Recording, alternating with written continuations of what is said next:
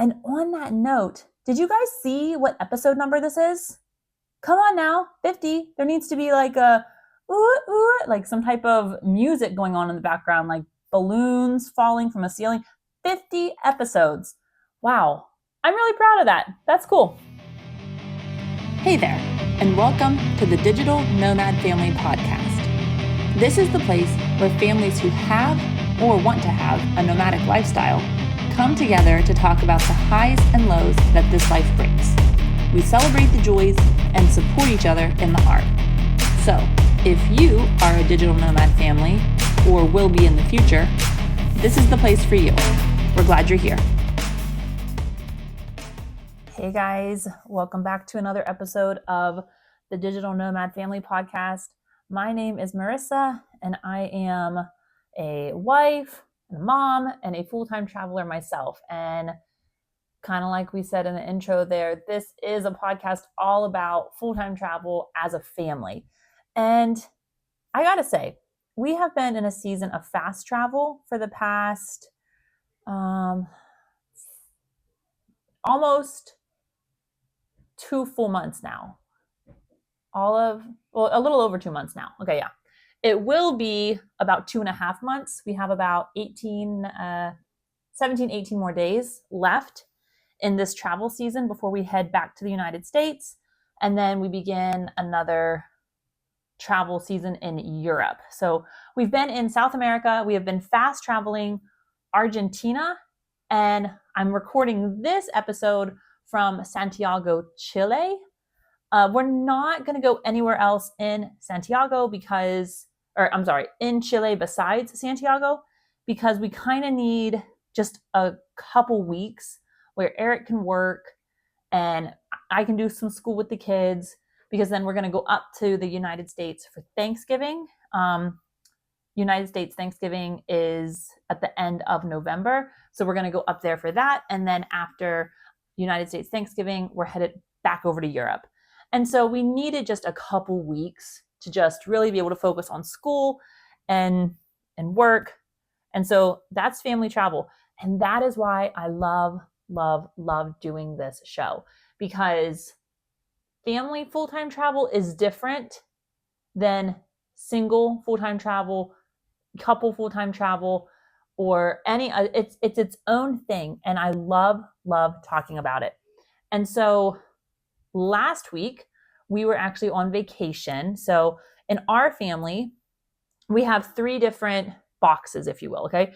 There is travel, which is what we do. We travel. To us, we don't necessarily view this as a box anymore because it's just our lifestyle. And so there's travel. That's what we're doing right now here in Santiago. We're here in Santiago. We're exploring some of the stuff, but we're also just living life, going grocery shopping. That's what, like yesterday was a big grocery shopping day, figuring out laundry. So we're in an apartment building here. And so there's a laundry room for the apartment building. And so just trying to figure that out. And we had to download this app to pay for the laundry. And it's not complicated whatsoever. It's just all these little things that they do add up in the day, right? So if you have to figure out, okay, how are we going to do laundry here? How are we going to do grocery shopping here? How are we going to do public transportation here? Can we drink water here? If not, how are we going to get water? Like, there's all these little things that have to happen. And even if they only take half an hour themselves, all these new little things, you could be looking at 3 hours of just things in your day that you're just trying to figure out. And so I think we all can relate to that. And so that was a little bit of yesterday, just figuring some stuff out. On top of that, trying to do some school with the kids. Eric had to go find a co-working space. He's really gotten into co-working spaces, guys, which is kind of freaking me out, and I'm kind of in love with it. It's this weird balance. Eric, he hasn't really worked away from the house. Like, even when we were in the United States, he had an office in our house.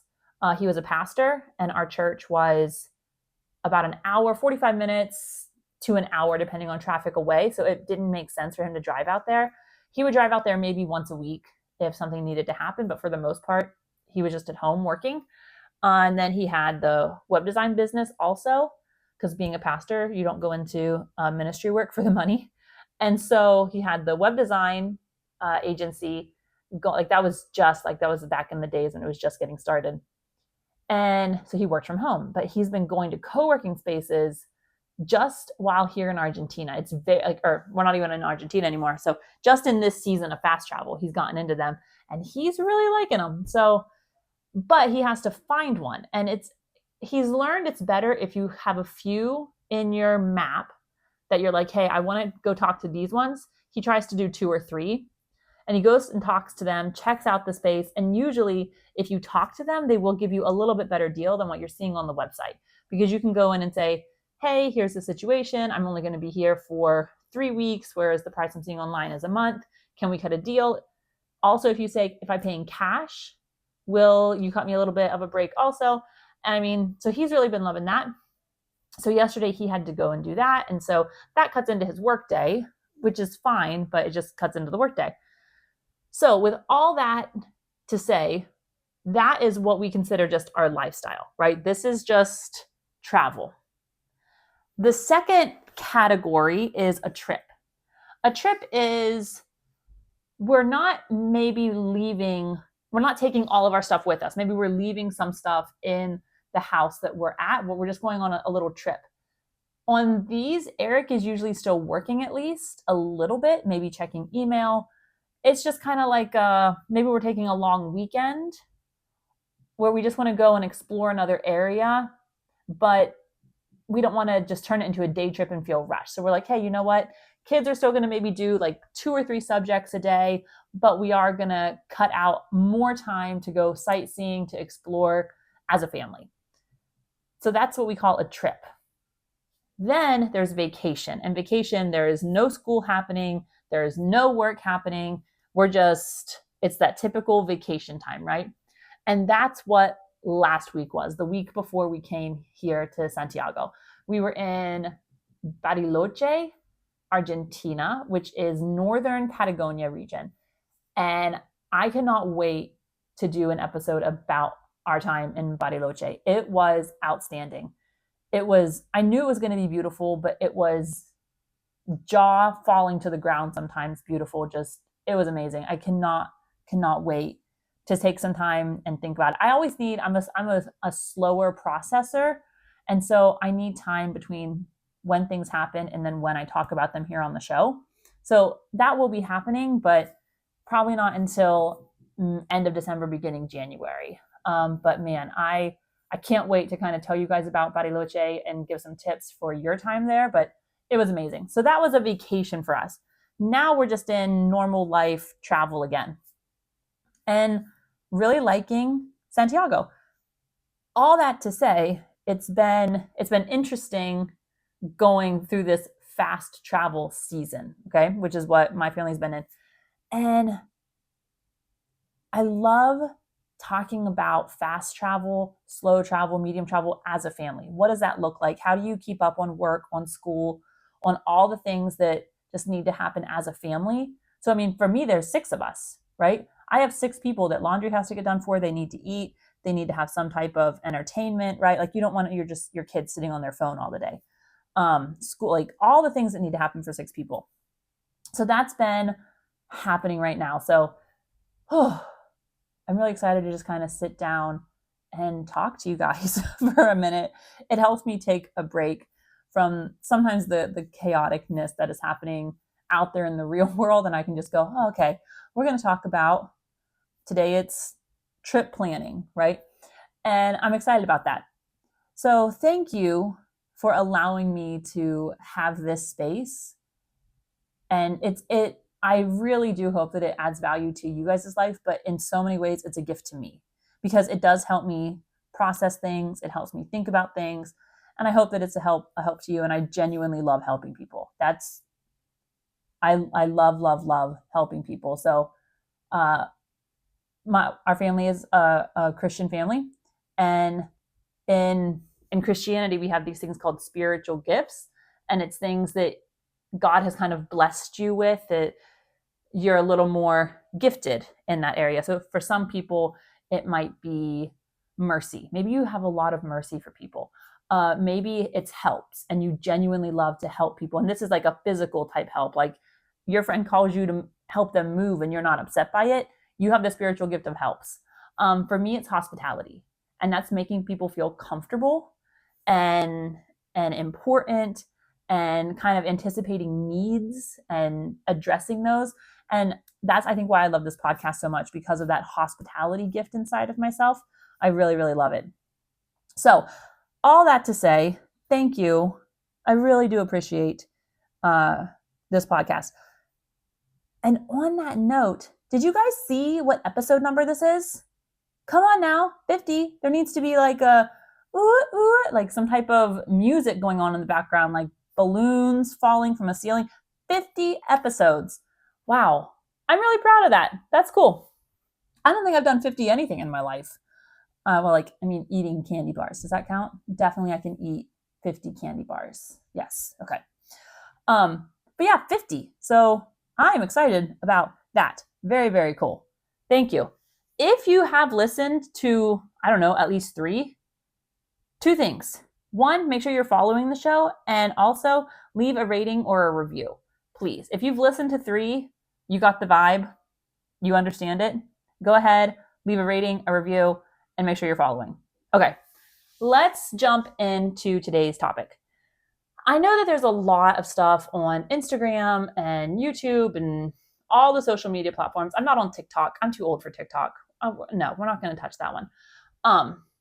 About taking the group trip out of the chat, right? But that's not necessarily what this is. This is not a podcast to go like, oh, it's time to do it. No, I think that some trips need to stay in the group chat.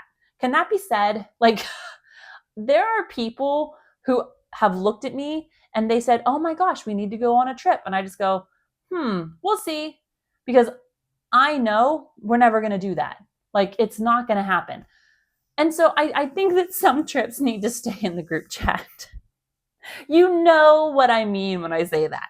I say that with love. But this is the podcast where if a trip is happening, here are some tips to make it as minimum stressed as possible. I think there's going to be stress. I am using, so when I wrote all the notes for this episode, I had in mind when we were in Costa Rica, Eric's parents came down. They actually came down twice, but I'm thinking very specifically of the second time they came down because we went on a vacation with them. Well, yeah, it was a short vacation. It was like a 4 or 5 day vacation thing around Costa Rica.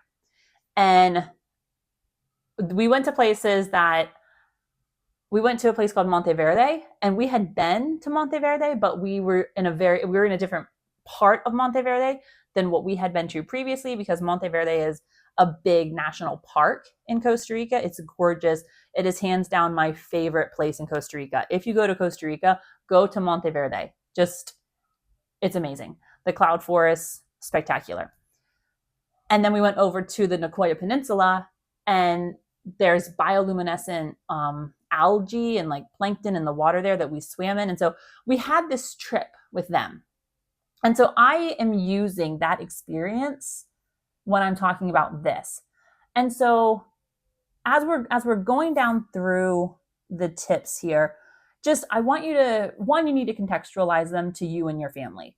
I try to tell as often as I can, just because it works for my family and it worked this way successfully once, it might not work successfully again. I don't think there's a copy paste cookie cutter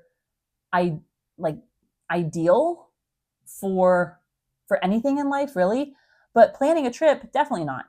So take this, and then you need to contextualize it for your group. But I do think that these are some solid ideas, and I am pulling from experience when I say what I say today. So yeah. And also when I say minimum stress, I still think that there's going to be some stress, even when you're planning a trip for your parents or your in-laws or a sibling or a cousin or a best friend. I do think that there's just going to be some element of unknown, a little bit of anxiety, maybe there's going to be some emotions swirling around maybe inside of you, and that's okay. Don't let them win. That's all I'm going to say. Don't let them win. So let's get into it.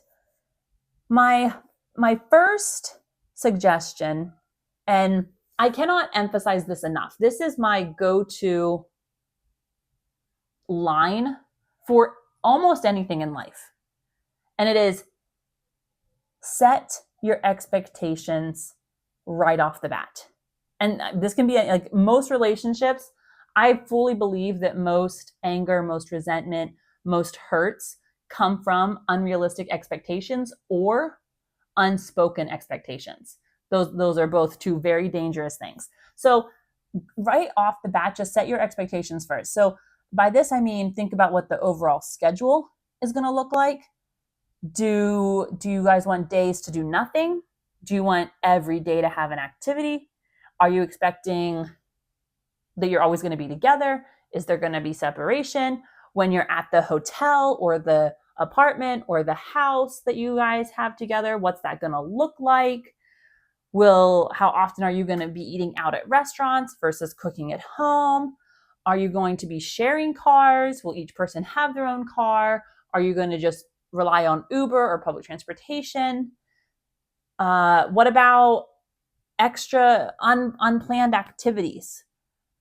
I'm a person, I think if you go back a few episodes where I talk about our family's budget, I'm very open about money.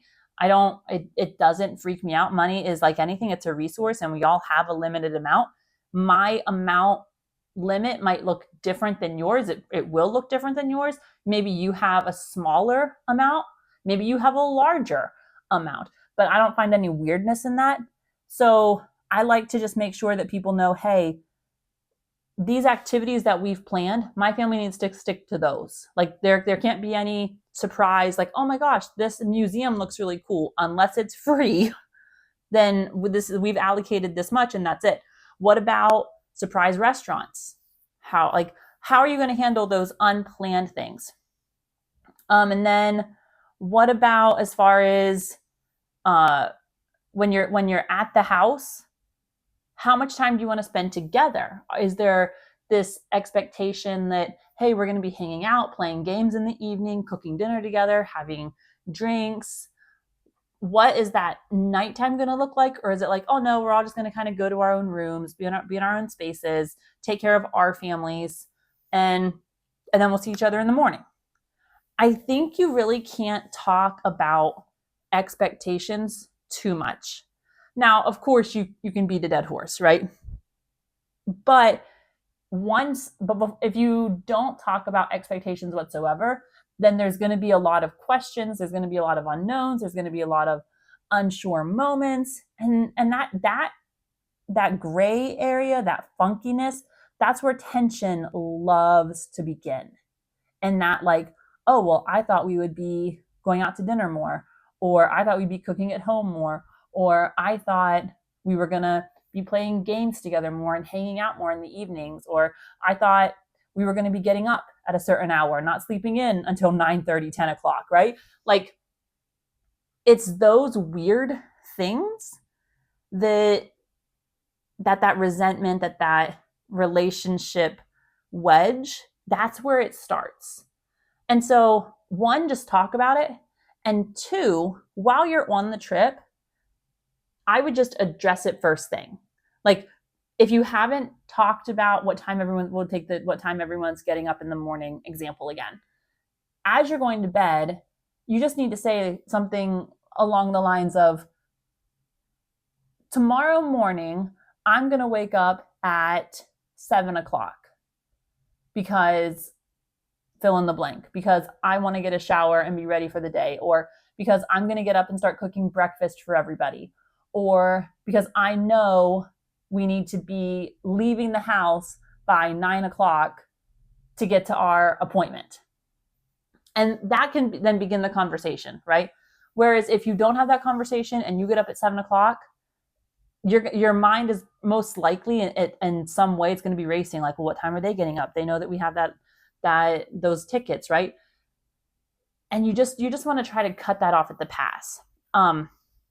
So set the expectations.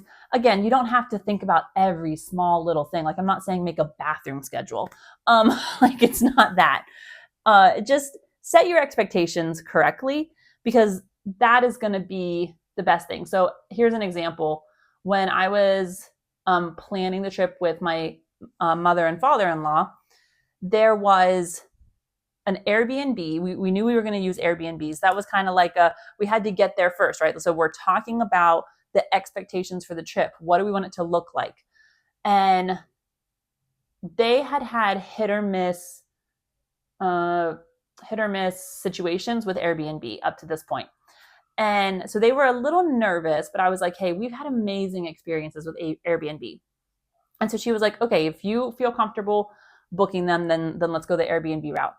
And so I looked on the Airbnb, I sent her some links to check out. We got on the phone, we're talking through each of them. And there was this one house in Monteverde.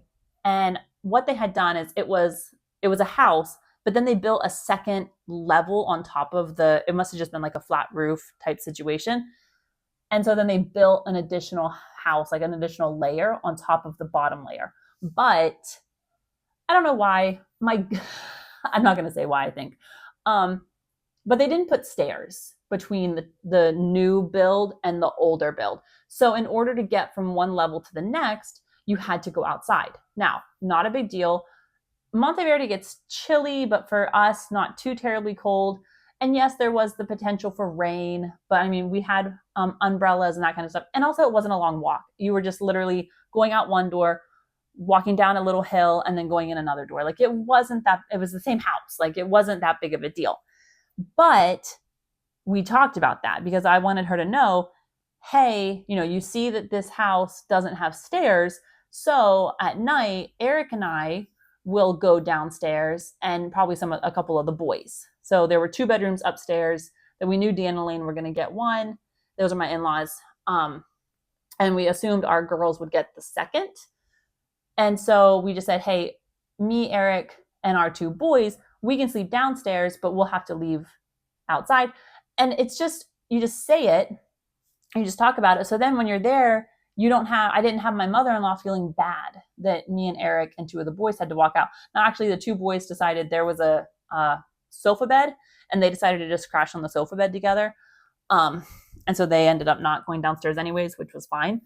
But yeah, just that kind of stuff, right? Because you don't want those awkward moments to kind of put a wedge in between your relationship. So that's my first. My next piece of advice is I prefer, and some people are going to be like, oh my gosh, that's not a good idea. If you don't have someone in your group that you can't trust with all of kind of like your sensitive information, you probably shouldn't be going on a trip with that person. And so this next piece of advice is send all your passport information to one person that's going to be doing all the booking. If there's no one in your group that you don't feel comfortable doing that to, I mean, I've never felt weird giving my passport information to somebody. It doesn't have, yes, it has my passport number, but like my social security number is not there. Like, there's so much that's not on a passport that I'm not concerned. Also, I know the people I'm giving the number to. So I would have one person get all of everyone's passport information, because most of the time that's what you need to book tickets for things. And this kind of goes into like my next idea, and that is you want to have one person buy all the things. So like in our group, it was me, right? So I was the one booking everything. So I had my in-laws' passports information. I also have their credit card information. And then everything can just get booked at one time. So imagine you are going to a place like New York City or London or something, and you want to see a play. How annoying would it be to go send out to the chat that you're planning this trip with and go, okay, guys, everyone needs to go and book their tickets for the play. There's these seats available. And then what if one person is like, oh shoot, I forgot to do it, and now they're not sitting with you?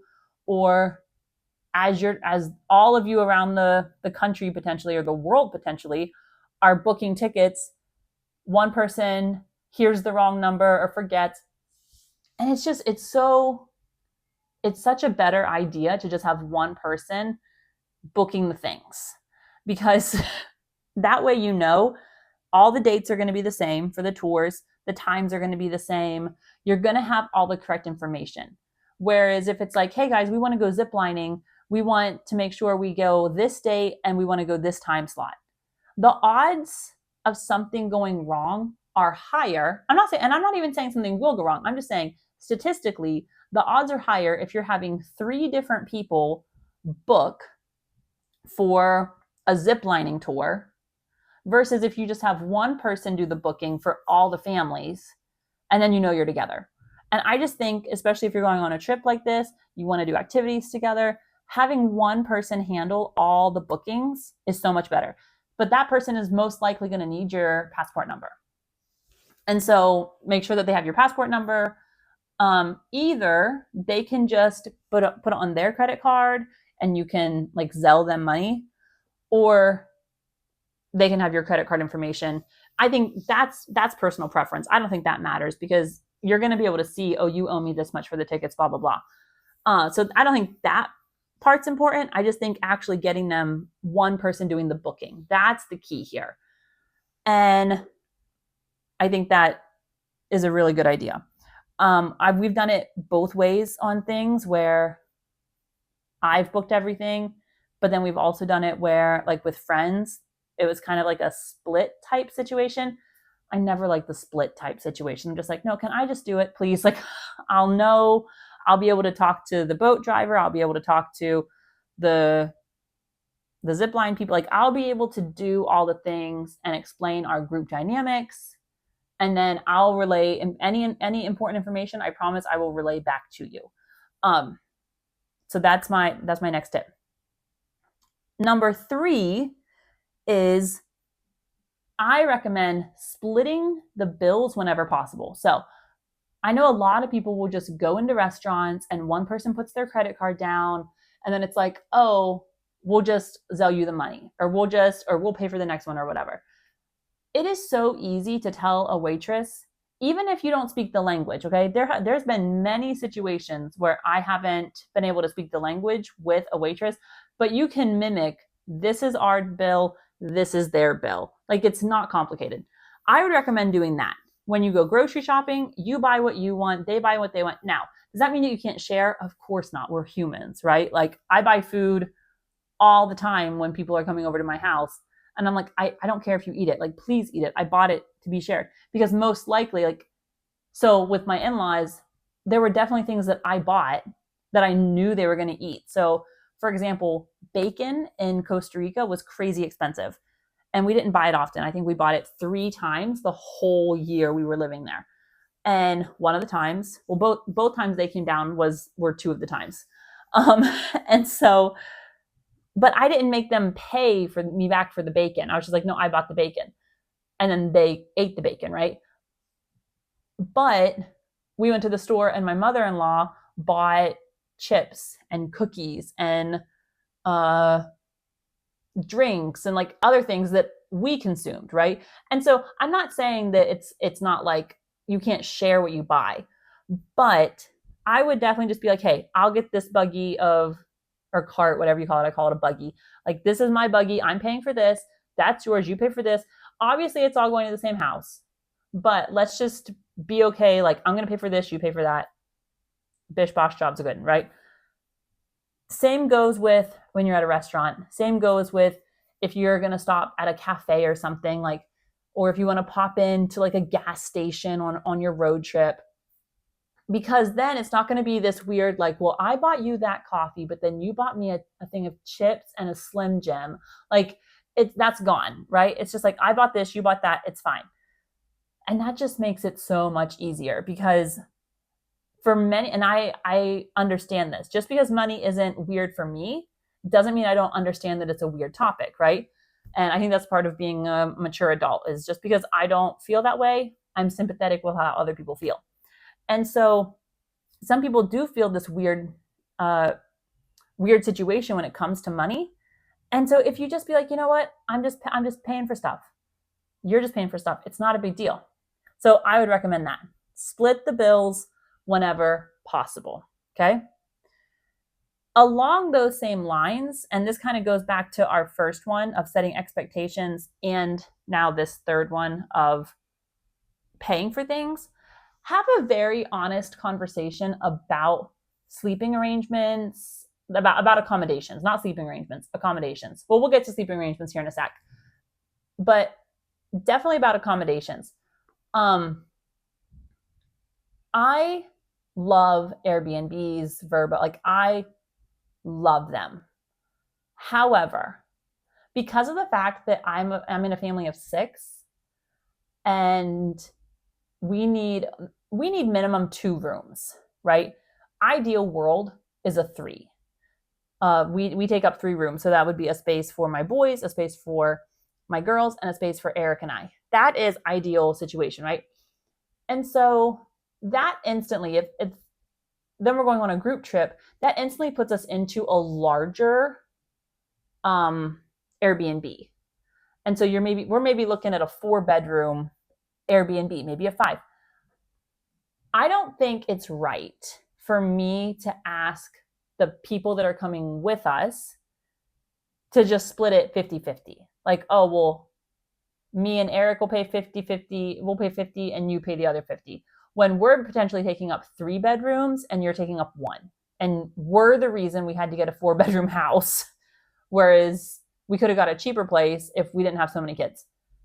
And so I'm in the camp of, I think it's more socially acceptable for the larger family to pay more. So how I like to do it is just a per bedroom price, okay? And so for us, it would be like, okay, we're getting a 5-bedroom house. We're taking 3 of them. We're going to divide the price by 5, multiply that individual price by 3. That's what Eric and I are paying. That's how we do it. That's how I prefer to do it. Now, my in-laws are butt heads and they don't let me do that.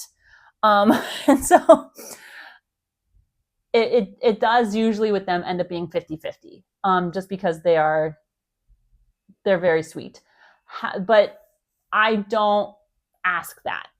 Every single time I tell them, okay, here's the Airbnb. Eric and I are going to pay this much. You're going to pay this much. And they go, no, we're going to split it 50-50. It's happened anytime we've done like type of accommodations with them. That's how they go.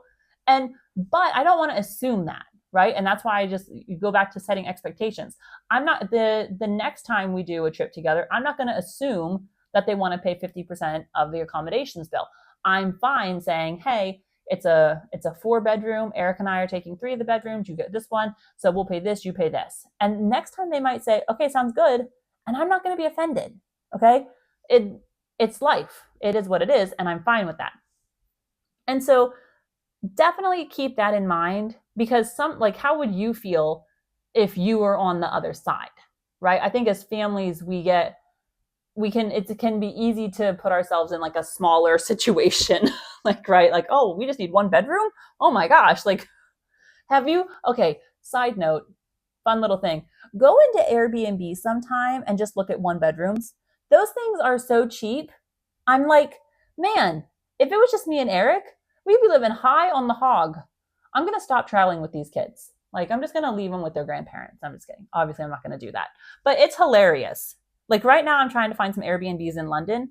If you know someone in London with a house, let me know. I'll pay them, because these Airbnb prices are steep. And so, but I'm just like, man, if I didn't take my kids to London with me, it would be a lot cheaper. Obviously, I'm taking my kids, but it is funny. If just for a laugh sometime, go into Airbnb and search 1-bedrooms. You'll cry a little bit. It's okay. That's the money side of it. And my last tip, which, oh man, guys, I've gone back and forth on telling you this is a tip or not, because I haven't figured it out yet. However, I think I'm going to keep doing my research on it.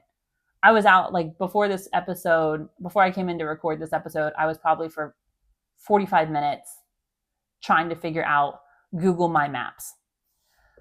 I want to love Google My Maps. I want to, because I see the potential in it.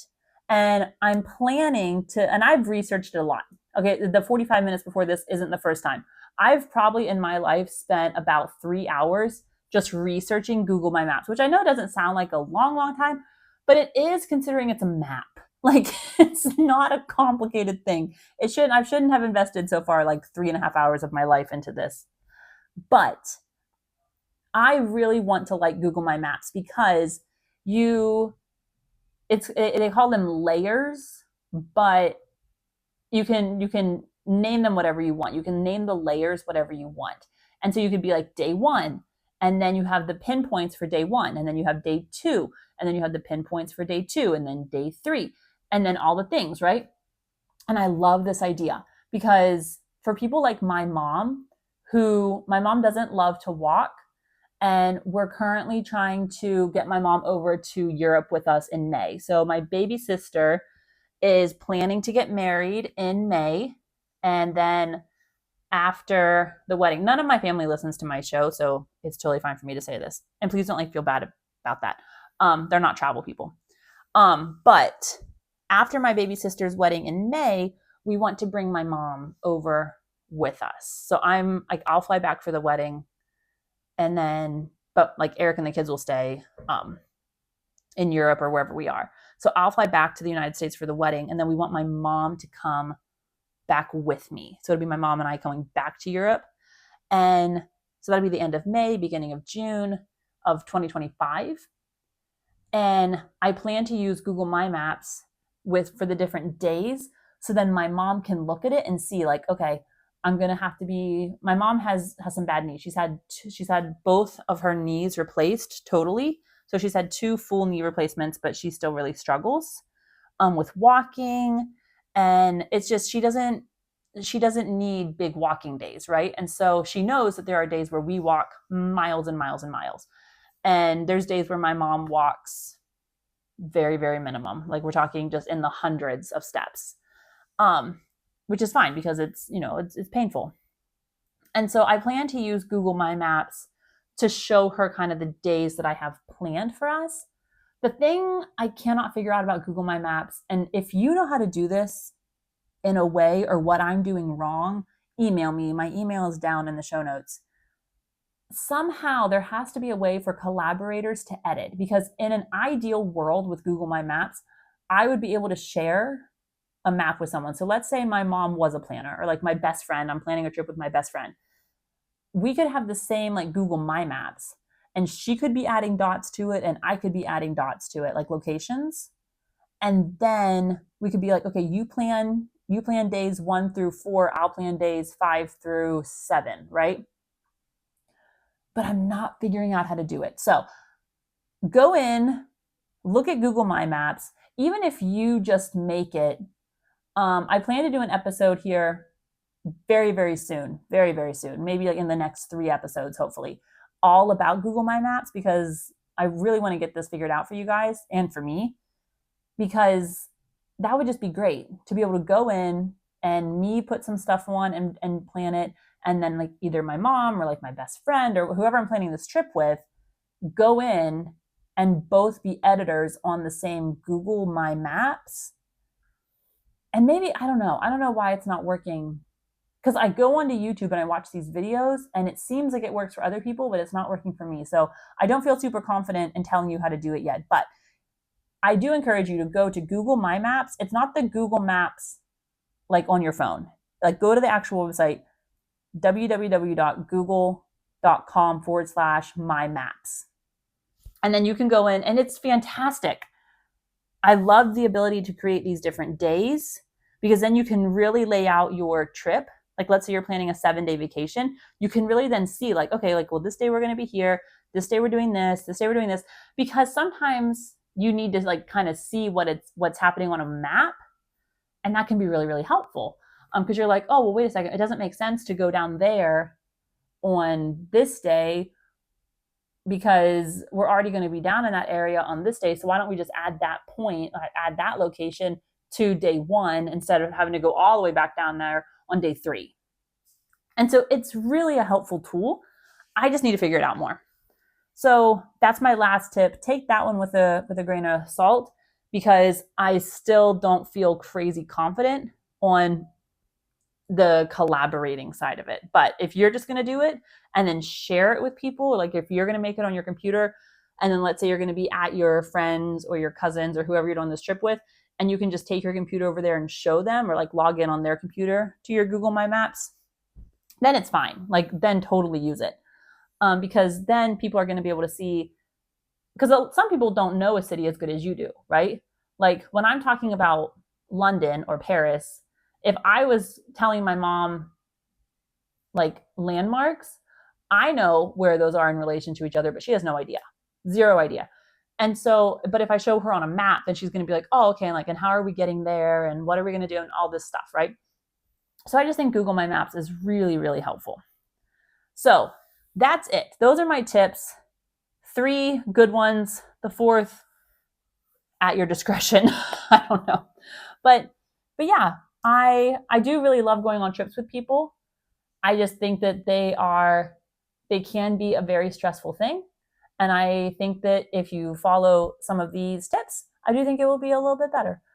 So let me know what you think. Have you ever gone on a group trip or a family trip? How did it go? What did you do that you wish you didn't do? What didn't you do that you wish you did? What were your successes? I would love to hear about it, because definitely we have more family trips coming up in our future. And I always want them to be a success. I always do. So I would love to hear your thoughts on this as well. So thank you guys so much for 50 episodes. That is so cool to say. I really am loving this. I hope you are too. Seriously, thank you so much. I hope that you got something of value out of this episode. Make sure that you are following the podcast. You can always send me an email or go over to Instagram at Family of Dashes to give us a follow over there. And I just can't say thank you enough, guys. I hope you enjoyed this one. And as always, I hope you continue to travel joyfully.